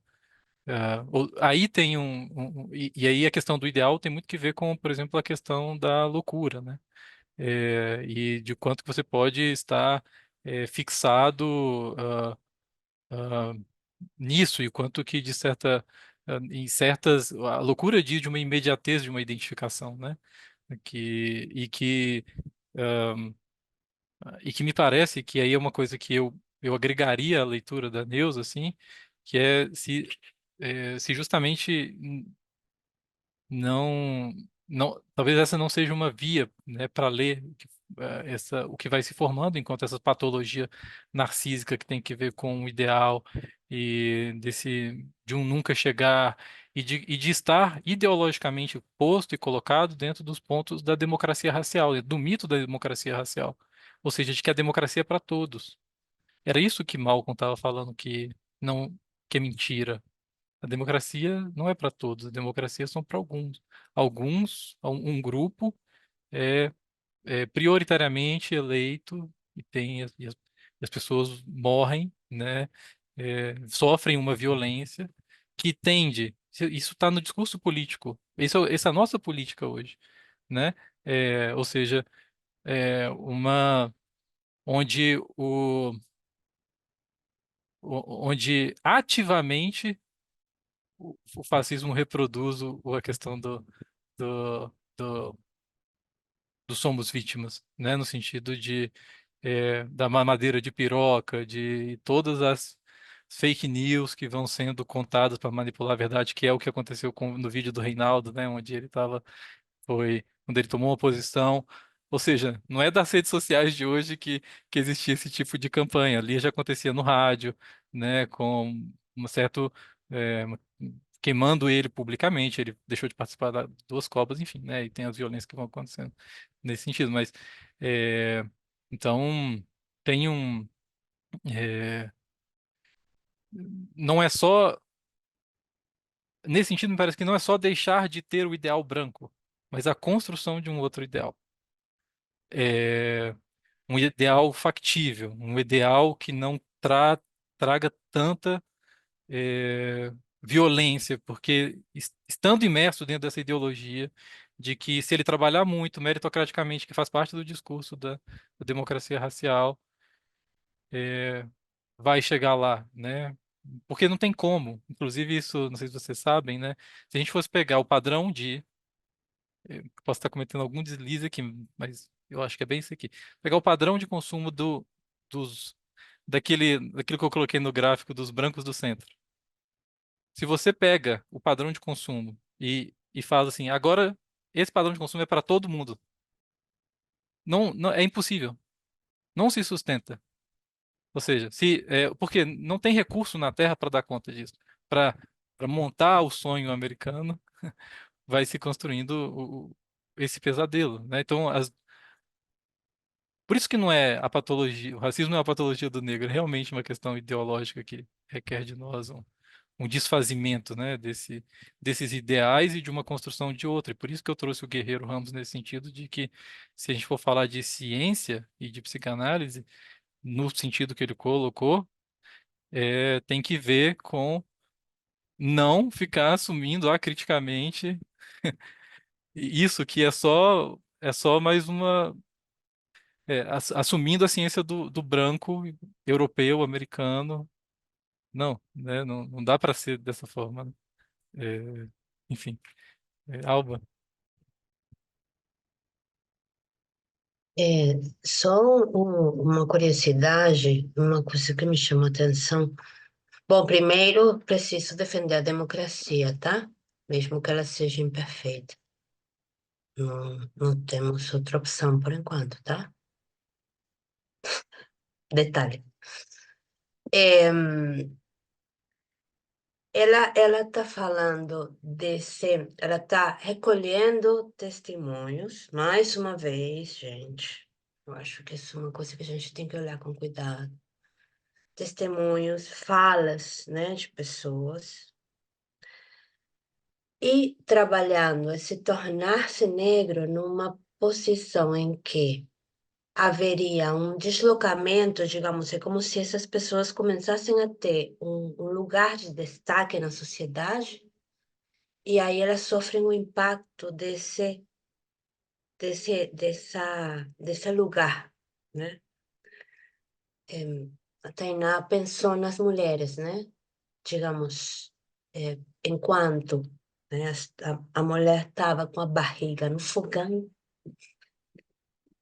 atendendo as crianças, né? Aí o conflito estava silenciado, o mal-estar existia, mas ele não tinha, não tinha verbo para isso. Quando começam a se deslocar desses lugares, graças a, por exemplo, questões como questões políticas, né? Digamos que a gente tem que dar um crédito àquilo que a democracia consegue fazer com muito esforço, né? E aí começa a aparecer esse discurso, né, em que a pessoa começa a dizer, nossa, mas se eu preciso me parecer alguma coisa, se eu preciso ser alguma coisa, e não estou encontrando aquilo onde eu posso me sustentar, né? Então, Uhum, aí que eu acho que não sei se eu consigo me expressar, não sei se eu estou conseguindo dizer, que há uma sutileza no trabalho, na tentativa de produção teórica que ela faz a partir desses elementos da psicanálise, né? uhum, Conceitos como o ideal, né? Eu acho que isso é interessante. E outra coisa, eu não sei se a gente pode pensar que a política é militância. Eu acho que há uma diferença entre o que seria a política e o que seria a militância enquanto tal, né? E isso me lembrou muito que são essas vias que a gente tem para, como se fala da via da arte, né? São vias sublimatórias, talvez. Pensei nisso também, como achei muito interessante isso, como uma via sublimatória. que a gente Uhum. faz os nossos objetos, né, e nossas criações, a ideia de criação. O sentido da militância é no sentido da criação. Você cria, não sei o que a Taina pensa disso, né, mas eu achei assim interessante que é como quem escreve, como ela mesma escreveu, né? Esse livro conseguiu fazer um elemento que transcende, né, a pessoa e que cria, né, efeitos em outros também, né? Não sei. Uhum. É, eu acho que é, uma coisa que eu queria é, colocar, assim, eu acho que talvez, não sei se é isso, né, do caminho. Enfim, mas talvez de me desculpar com o grupo, assim, porque eu acho que eu fui atravessado por outras coisas e não sei se trabalhei o tema, né, que foi proposto, né, com que fui desenvolver uma outra parte que eu achei interessante, que eu achei importante, né, de que fosse trabalhada, né, como pressupostos básicos, né, e aí eu acho que nisso e até fazendo agora apresentando para vocês, eu fui vendo, né, o- os referenciais masculinos aparecendo, enquanto tinha tratava-se, né, de uma escritora negra e a proposta que vocês tinham colocado, né? Então foram aparecendo outros, né? Não sei se então foi para um então acho que ficou meio que não conciliável talvez os dois caminhos, né? Não sei se foi essa a impressão que o trabalho causou, né? É, enfim, né? Foi só é, mais é, não sei, desculpa, gente, eu tô muito cansado, porque eu fiquei esses 3 dias fazendo essa apresentação, eu tô muito cansado.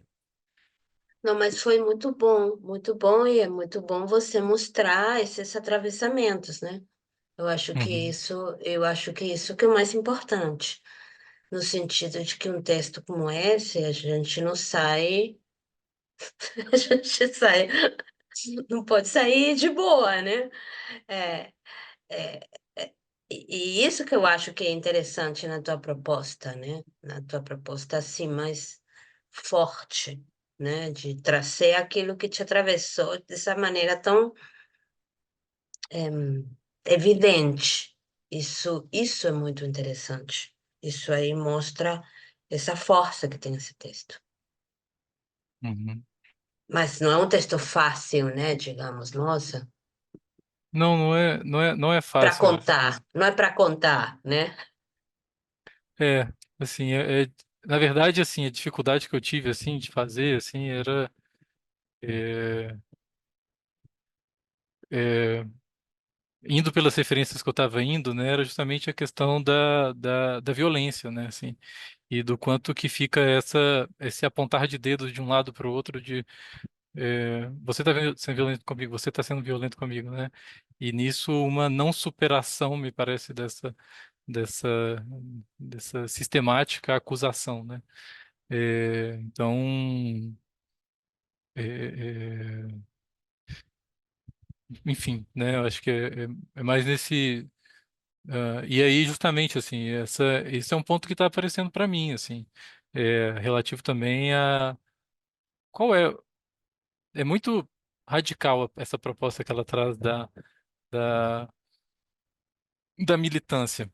Como é que isso anda? Como é que é, ou como é que isso aparece na psicanálise ou como é que isso aparece numa análise, né? Como é que um, esse esse lugar que ela porque ela propõe justamente um lugar de politização, né? Ou seja, análise como esse dispositivo, né? Me parece. Não sei se de de desse tornar-se, né? Disso que se coloca né, no futuro, mas me parece que com um outro ideal, né? Que me parece uma coisa interessante, porque não sei se a gente está falando de uma, sei lá, uma retificação de ideais ou de um trabalho com, né, com esse ideal que que tenta desfazer esse tipo específico de sofrimento, né? Karim?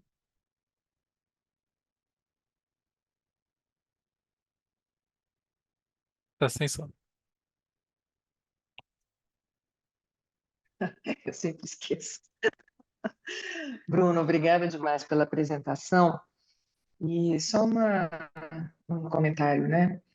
Quando você fala sobre o que o texto te provoca, né? Esse atravessamento, e tomando um ponto que você trouxe, a questão da neutralidade, né? Eu acho que a gente tem esbarrado com essa questão em várias discussões que temos tido, né? Que o quanto não é possível essa neutralidade em psicanálise, né? E eu acho que pensar sobre isso é muito libertador e é muito novo, e muito incômodo também, pode ser, né? Como, às vezes tudo que é novo, né? E que é abandonar um pouco, né? Isso que a psicanálise sustentou durante tanto tempo, esse ideal de neutralidade, de esvaziamento de qualquer posição identitária, né? Então, é uma outra forma de pensar, né? Que não necessariamente é pela via da militância, mas pela via, assim, de escutar de uma forma diferente, né? Então, quando essa proposta que você traz a partir do que Neuza escreve, né? Uma direção de tratamento, né? Que seja esse, né? Da construção de uma identidade, isso é que seria a cura, né? Isso Uhum, é muito novo, né? E eu acho que se deixar tomar por isso, né, causa um certo estranhamento mesmo, né? E na sua apresentação é isso, né? Você tomado pelo texto, pelo que ele te provocou, né? Eu acho que em psicanálise, entre psicanalistas, isso é muito novo, né? É isso. uhum. Ô, É, Bruno, essa. só para puxar uma coisa do que falou, que eu acho que é o que mais me incomodou da ideia Porque para mim, esse tornar-se, assim como o devir, nunca é ser alguma coisa. Porque o que está cristalizado é justamente o ideal, né? Uhum, É uma pessoa branca, bem-sucedida, rica, de boa, que está bem com a vida. Isso que ninguém é, né? Haveria uma uhum, coisa, né, idealizada que é, e que a gente sofre o efeito disso em função de que você deveria ser aquela coisa que você acha que está aí.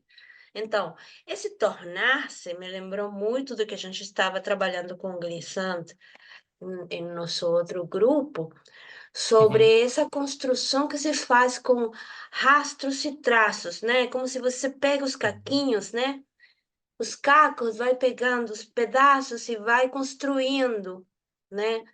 Mas não chega lá, né? Porque chegar lá seria construir, né? Outro monstrinho, né? Idealizado, né? Então, uhum. essa ideia, porque aí a gente poderia violentar também, seria uma outra forma de violência. Então, Eu acho justamente, que a palavra-chave para muito interessante você pegar o tema da violência. Muito, muito bom. aham. É nesse ponto que tem duas partes importantes no texto, que talvez eu não tenha dado a efetiva ênfase, né? Que é quando ele fala que o fim da citação do Silvio Almeida sobre o racismo reverso, ele fala assim, dimensão ideológica. Como manter a coesão social diante do racismo? A política não se resume ao uso da força, como já dissemos.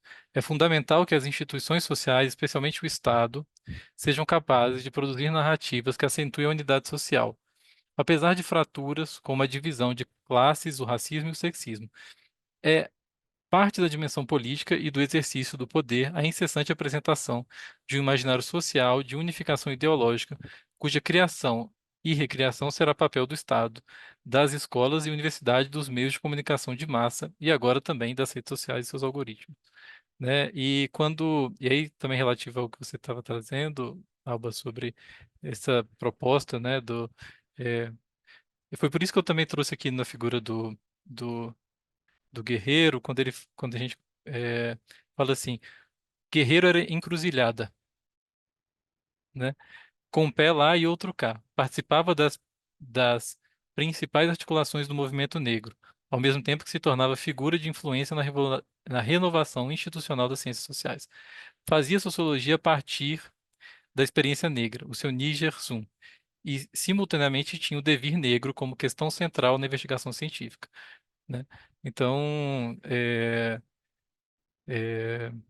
nesse sentido também, né, tem um tornar-se que está no mesmo sentido do que eu acho que o Erivelto falou, enquanto uma tarefa, não sei se impossível, mas que me parece que talvez tenha a possibilidade justamente de furar esse ideal, né? Como é que esse é um ponto que eu também estava com muita dificuldade de trabalhar, que é como é que é eu acho que uma fala do Paulo Freire que ele coloca assim, é, não confundir a violência do opressor com a reação do oprimido. Então, e aí isso para mim tem uma cisão, né? Assim, porque a partir do corte que você dá, tá o oprimido agredindo e violentando, né? E então, que aí eu acho que talvez seja por isso que possa, não sei, eu acho que pelo menos pensando agora que é que pode vir uma outra idealização do lugar, né? Acho que é isso que você está falando da questão da democracia e do autoritarismo, né? E do uso das armas, que é uma coisa que aparece na questão do Malcolm X e é, na questão do armamento, né? De armar a população e, enfim, né? Que eu acho que talvez não sei se são saídas, como você tinha colocado, microfascistas ou daqueles nacionalismos ou dessas encruzilhadas, né? Que para onde para onde que isso vai indo, né? Por isso que eu estava muito desconfortável com essa apresentação e, gente, eu nem sei se eu quero postá-la hoje, né, no YouTube, porque eu tava até colocando para Karime, assim, vem com uma, acho que com uma violência, assim, que é meio,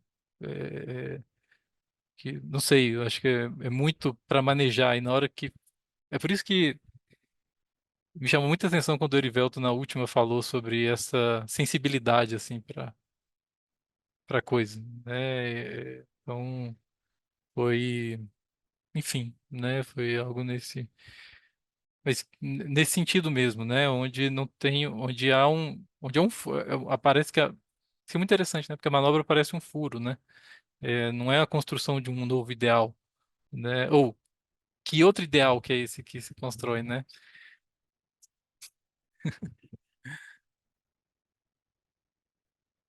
Ou não sei se é a construção, né? Não sei se é necessariamente a construção de um outro ideal ou qual o trabalho que é feito com essa questão do ideal, enfim, né? Mas eu acho que isso se coloca, né?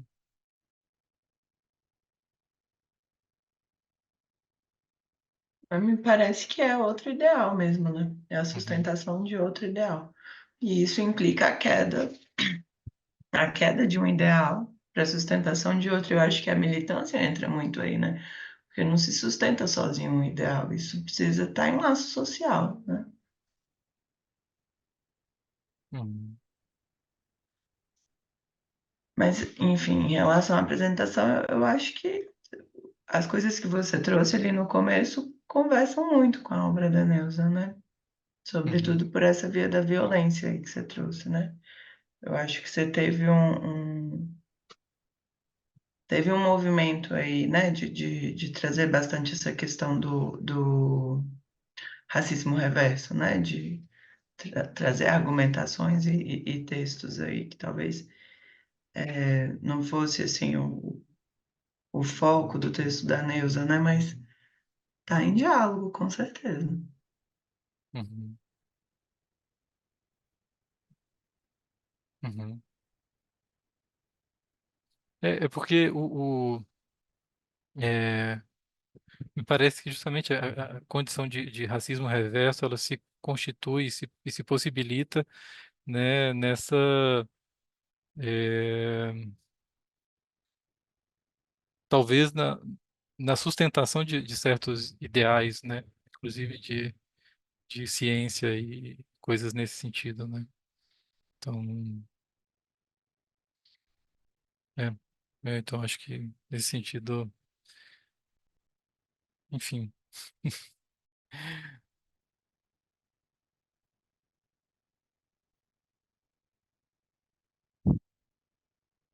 é, acho que é isso.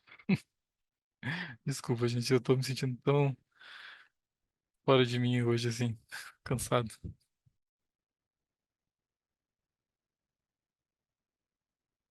Deixamos aqui. Mas é Vamos isso, deixar por Bruno. aqui. Mas, Vamos ficar parabéns, aqui. parabéns. Obrigada. E obrigada. Valeu. Um beijo. Tchau, tchau. Obrigada, Bruno. Vai descansar. Tchau. Tá, Obrigada, Bruno. Tchau. tchau.